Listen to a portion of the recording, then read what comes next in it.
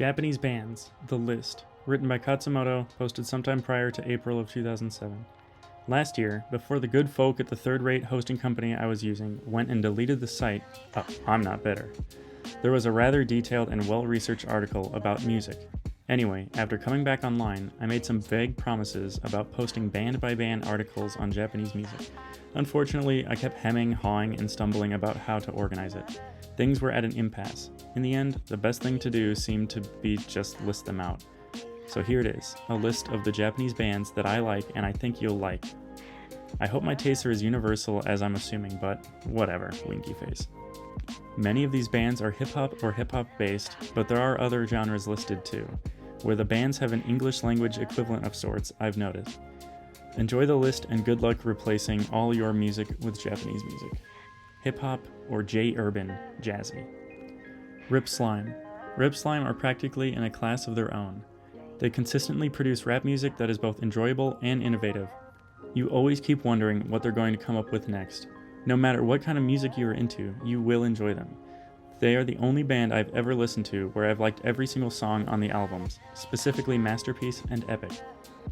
Creva is actually an alumnus of Kick the Can Crew, a rap trio that went their separate ways on January 1st of 2005. He's also an alumnus of a now-defunct duo made up of him and another rapper, Q0, aptly named By Far the Dopest. He's kind of remade himself in a heartthrob image, but not so heartthrobbing that it will make you difficult to enjoy him if you're a guy. He continues to produce fun and interesting music, and he always has cool hairstyles. Another unique thing about Creva is that his percussion often sounds distinctly African. Not African American, but straight up African. Very cool. Kick the Can Crew. Long-running hip-hop trio made up of DJ Little, MCU, and Creva. Ton of good music, including their latest album, Good Music. Rhymester. If university dissertations had to be given as raps, then Rhymester would have PhDs from every college in the world. It's rap music for the literati. Check it out. Midironica.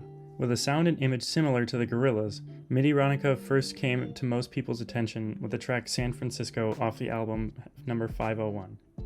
It was a simultaneously poignant and bouncy piece that was featured on the closing credits of the last episode of an equally poignant yet bouncy anime, Samurai Champloo. Whatever the opposite of disappoint is, a point, Midironica keep doing that. Dragon Ash. They sound like a cross between G-Love and Special Sauce and Limp Bizkit. But even if you're not into Limp, you'll like them. Between you and me, I bet you are into Limp Bizkit, but I mean, let's face it, we all have to fake hating them, otherwise our friends would mock us to pieces. Dragon Ash were originally a punk band, but frontman or lead singer Kenji was exposed to the gospel of hip-hop and was instantly converted, taking his entire band with him intact into the illustrious trade of doing rap with guitars. Harukari. This is stretching the typical definition of hip-hop, but these high school girls are produced by Rip Slime members, and they do rap on some of their tracks, so here they are. They're fun, try them. Hip-hop, thugging. Zebra. If DMX were Japanese, he would be Zebra. Rappa Garia. Grandfathers of Japanese hip-hop, these guys have been around since back in the day. A definite samurai machismo pervades their work. DJ Oasis. DJ Oasis makes good music and continues to defy those who had once said it wouldn't be possible to rap in Japanese. Yes, there was such a theory making the rounds. Good for them, good for you. Nitro Microphone Underground. I don't know how to explain it. Their beats are fresh and off the heezy. Quality music, go listen. Buddha Brand. 2 words, God Bird. Nuff said. Shaka Zombie. Perhaps best known for their song Shiroi Yami no Naka, which an enterprising anime fan used to make an AMV, anime music video, that elegantly combined footage, Cowboy Bebop, and Trigun. The rest of their music is equally excellent. R&B/hip-hop hybrid. M-Flow. A lot of Japanese hip-hoppers, especially in the thugging hip-hop category, have an old-school aesthetic. As such, their influences pervade the wave of bombastic, energetic, rhythmic Southern U.S. hip-hop that gathered energy from the mid to late-ish 1990s onward. Thus, their music can sometimes lack the polish you might have come to expect in hip-hop. M-Flow have raised the Japanese game in that respect, but they're not just pretenders. Meteorite Flow have a great unique sound all of their own, due in no small part to their unique band structure. a trio of rapper Verbal, DJ Taku, and female vocalist Lisa. But then Lisa left. Why? Why do people think they can do it better on their own? What made M-Flow great was the unique combination. The whole was greater than the sum of the parts. I am bitter. Since then, M-Flow have collaborated with practically every major female vocal artist in Japan, including, ironically, the reincarnated solo Lisa and especially Crystal Key. The only real problem with M-Flow from a Japanese learner's perspective is that they do sometimes overuse English. Amuro Namie, you know, her name, for some reason, is easy to confuse with that of Hamasaki Ayumi, at least for me, but there is a huge difference between the two.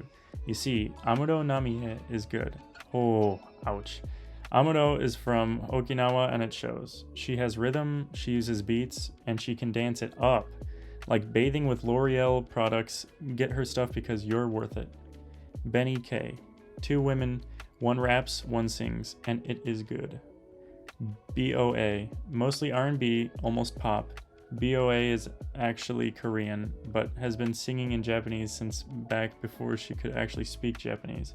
If that isn't heroic, I don't know what is. Crystal Key. I remember when I first saw her music video, singing in Japanese, and I was like, dude, that girl's black. Now the thing is, I tend to think that everyone I like is black. James Hasig, Spider-Man, Rocky, all black. And a lot of Japanese artists who make what some might call black music tend to tan themselves and wear cornrows, etc. Please stand up, Creva and Zebra. So I actually had to check afterwards to make sure it wasn't just my natural bias at work. The word is in. Crystal Key was born in Japan, raised in Yokohama, is half Japanese Korean, half African American, and all talent. Tell her Khatzumoto sent you. Good, not sucky, J-pop. Bonnie Pink. Bonnie Pink walks on the boundary between R&B and straight pop, and she owns. Ooh, that silky, hypnotic voice. Eee!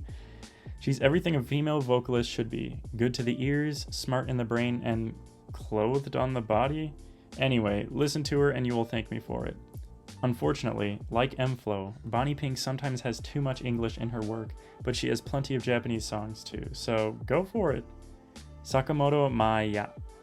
Perhaps most famous for her work singing anime theme songs, including, but not limited to, the opening theme to Tenku no Escaflowne, The Vision of Escaflowne.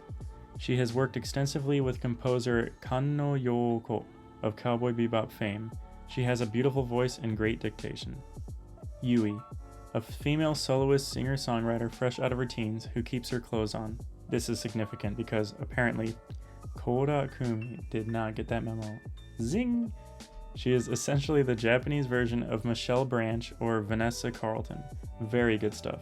Top songs include, but are not limited to, Feel My Soul, 2005, and Cherry, 2007. Love Psychedelico. I found out about Love Psychedelico through Momoko. The vocals have a sound similar to Sheryl Crow, crossing musical DNA with the Beatles. What more do you need to know? Chara. You know, sometimes you need to get your Bjork fix, but Bjork doesn't sing in Japanese, so Chara to the rescue. When I heard her on the soundtrack to the recent Tsuchiya Anna movie, Sakuran, I knew she had to join my music collection. Fukuyama Masaharu. Where Sakamoto Maya has made a career of singing good anime theme songs, Fukuyama Masaharu seems to have quite his share of drama or soap opera themes under the old belt. Or maybe he only did one and I keep hearing it. Anyway, like Sakamoto, he has great dictation and a pleasant voice. Emo, punk, ska, or rock. Asian Kung Fu generation. Someone on a message board somewhere once praised them for having a name suitable for a Japanese band or something like that. It seems Bump of Chicken was too weird for him, and he wanted names that were more Asian, like Sushi Chopstick Federation or Dave Toyota Honda Samsung Matthews Band. Whatever. Either way, it is a cool name for a cool band that sound like Jimmy Eat World or Caucasian European Ancestry Musical Association. Maximum the Hormone. Their sound is perhaps best described as Korn meets The Used. For music that is loud, fast, raging, and that will, quite literally, max out your hormones, perhaps none better can be had than MTH. I'm still shaking from the last time I listened to them. Having read the lyrics, yes, that is Japanese that they're singing and rapping, only it's about 5 million BPM and very high-pitched. Shakalabits. Rather like No Doubt, in that it's a ska-ish or ska-influenced band centered around a cute girl. The sound is a bit different, but it still makes for das gut feeling. There you have it. When you're new to a language, just finding out the names of the bands can be challenging, so hopefully this list has been especially helpful to you beginners out there. Whether or not it has, as always, your own additions, recommendations, and comments are welcome, winky face. Disclaimer, if you are Koda Akumi, Lisa from M-Flow, or Hamasaki Ayumi, and you're reading this, I was just showing off to people on the internet and trying to be cool. I take it all back. Please be my friend.